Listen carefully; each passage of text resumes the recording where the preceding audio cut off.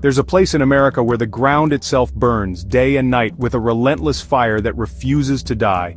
Imagine walking through a landscape where the earth is split open, and from those jagged wounds, smoke and steam pour out, carrying the scent of something ancient and dangerous.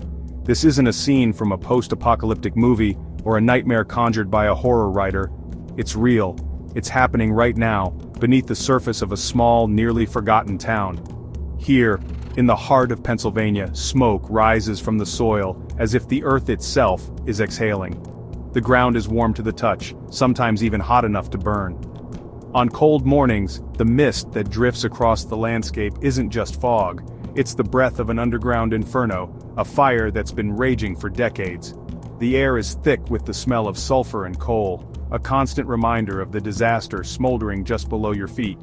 The streets here are cracked and broken, split open by the heat and pressure from below. Deep fissures run through what used to be busy roads, now looking more like scars than streets. Asphalt buckles and crumbles, and warning signs dot the landscape, cautioning visitors to stay away from the most dangerous spots. It's as if the town itself is being slowly torn apart, piece by the relentless force beneath it. Once this was a thriving community, a place where families lived, children played, and neighbors gathered on front porches. Centralia was a bustling mining town, full of life and hope. But now, it's a ghost town.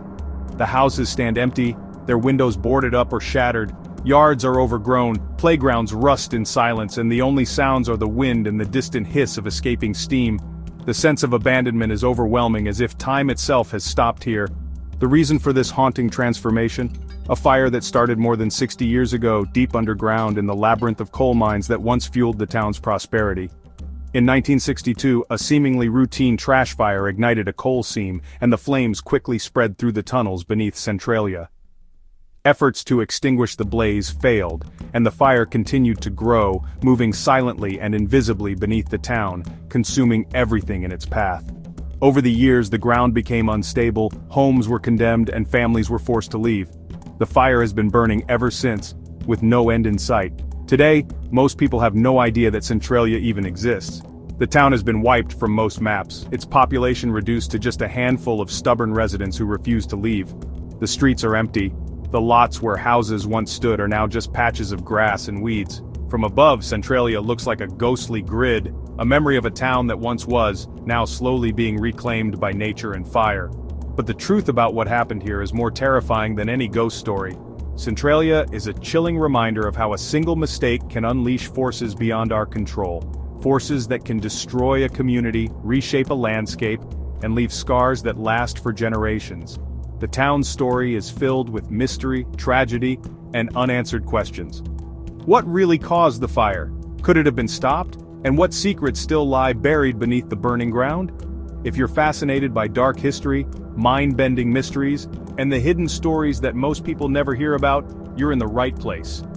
Centralia is just one of many secrets waiting to be uncovered. So tap that like button, subscribe for more chilling tales, and join us as we journey into the unknown. This is Unveiled Minds, and the story of Centralia is just beginning.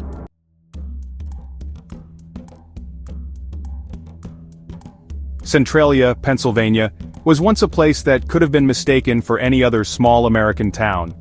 Nestled among the rolling hills and dense forests of the state's coal region, it was a community where everyone knew each other's names, where neighbors looked out for one another, and where the pace of life was slow and steady.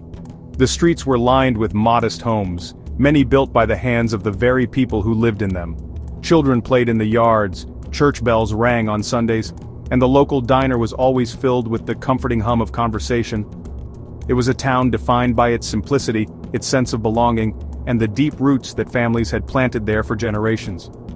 But beneath that quiet surface, Centralia was built on something far more powerful: coal.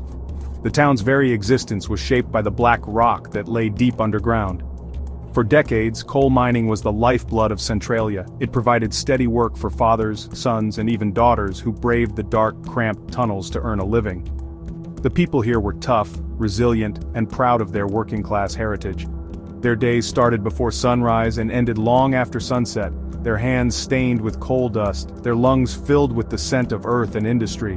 Coal mining wasn't just a job, it was a way of life, passed down from one generation to the next.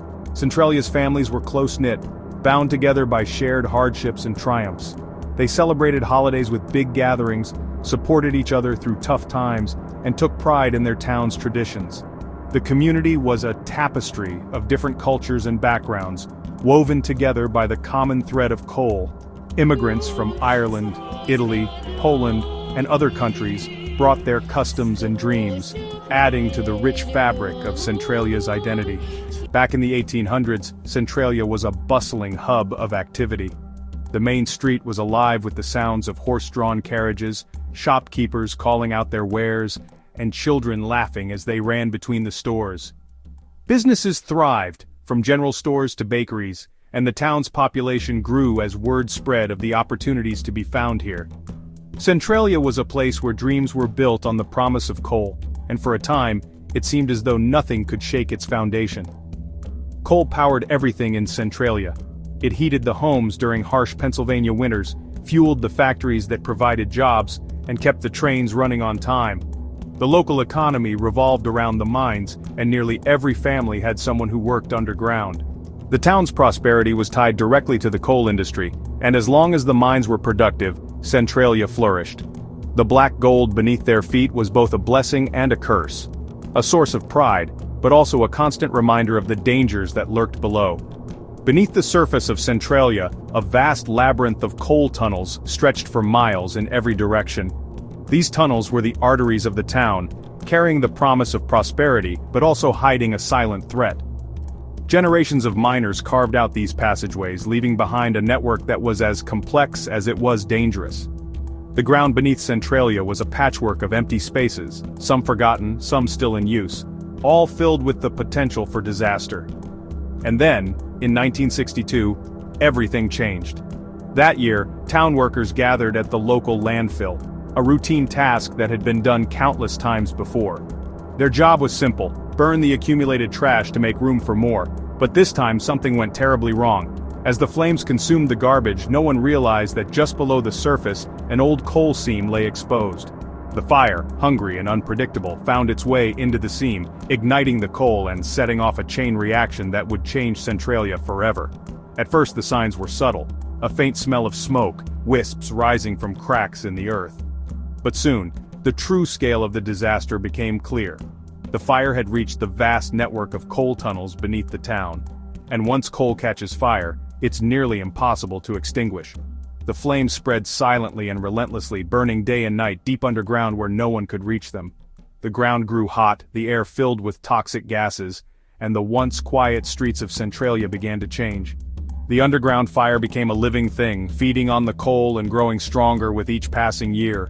Attempts to put it out failed, and the people of Centralia watched in disbelief as their town was slowly consumed from below. The fire was relentless, unstoppable, and it would come to define Centralia's fate. The fire spread, creeping beneath homes, businesses, and streets. Smoke poured from the ground, roads buckled and cracked, and the once thriving town began to empty out. Centralia became a ghost town, its story a haunting reminder of how something as simple as a trash fire could unleash a disaster that would burn for generations.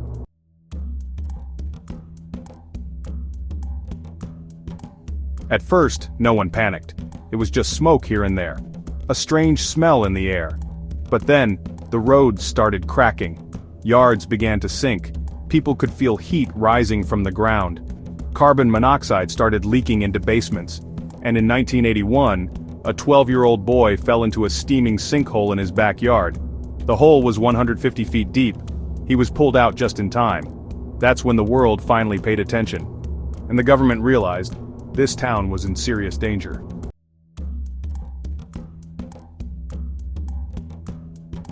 By the 1980s, Centralia was no longer safe. The ground could cave in at any moment. So, the government stepped in with buyouts. They spent over $40 million relocating people. Most residents took the offer. Homes were demolished, streets were blocked off, but, some refused to leave. They believed the danger was exaggerated. That this wasn't about safety, it was about something else. And that's where the theories begin.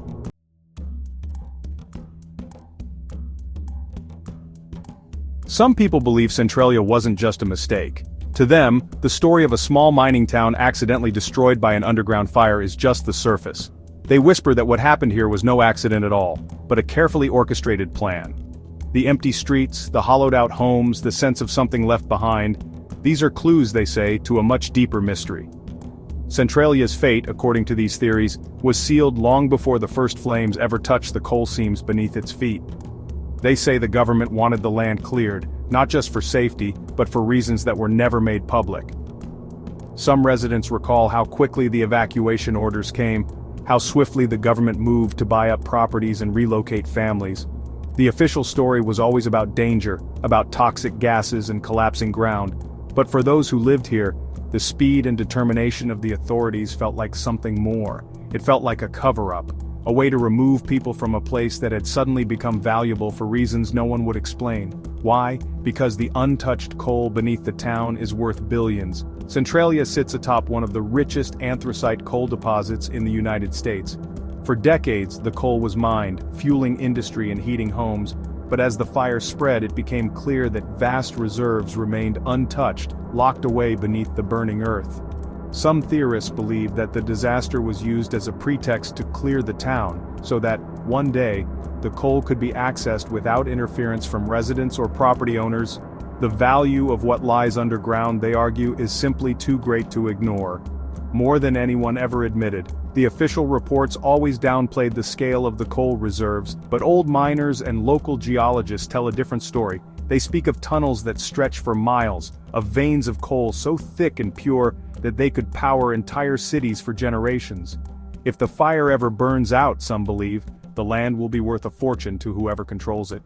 Until then, the town remains off-limits, its secrets buried beneath layers of ash and official silence. Others think it was part of something deeper, that Centralia sits above secret tunnels. Tunnels that were never part of the official mining maps, passages that lead to places unknown. Some locals remember stories from their grandparents about hidden rooms and strange machinery deep underground. There are rumors of government agents seen near the mines late at night, of equipment being lowered into shafts that were supposed to be sealed. What was really down there? Was it just coal or something else entirely? Or even a military site? Some believe that beneath Centralia lies a network of bunkers, built during the Cold War as a last resort in case of nuclear attack. The area's isolation, its maze of tunnels, and the ease with which the town could be emptied all make it the perfect location for a secret installation. There are stories of strange vehicles seen on back roads, of military convoys passing through in the dead of night.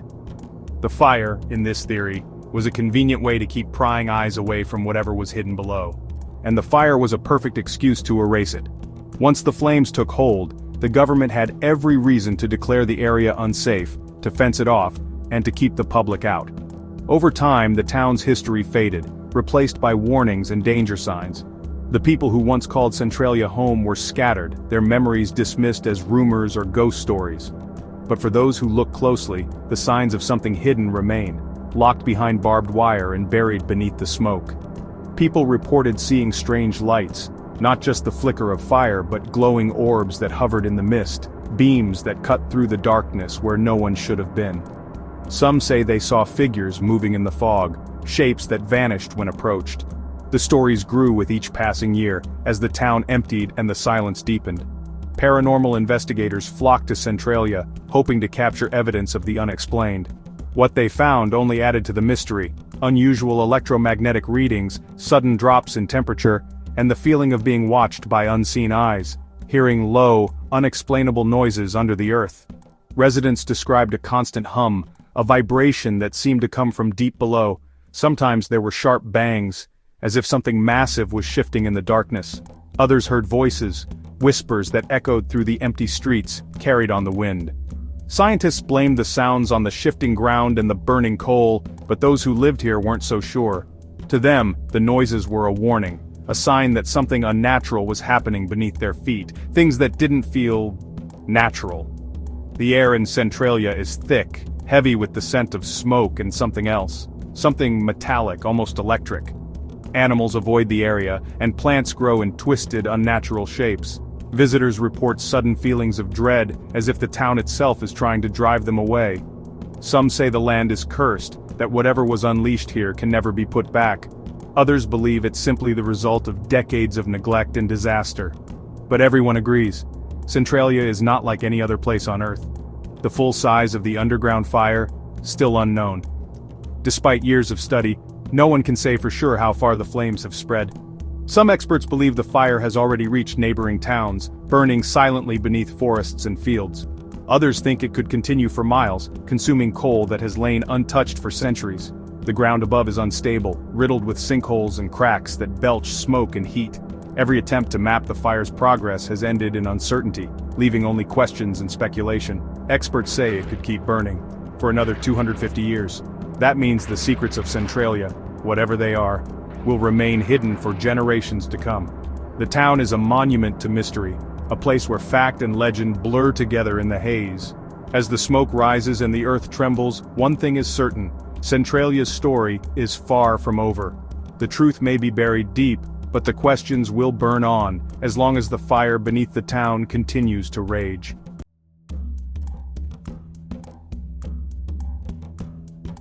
Today, Centralia is almost gone. Its zip code was erased, its name removed from signs. Only a handful of residents remain, legally forbidden from rebuilding. Just ruins, silence, and smoke. Route 61, once the town's main road, became known as Graffiti Highway, covered in paint, messages, and urban legends. But in 2020, the state buried it, to keep people out. Or maybe, to keep something in. The ground still smolders, and if you visit, you can feel the heat beneath your feet.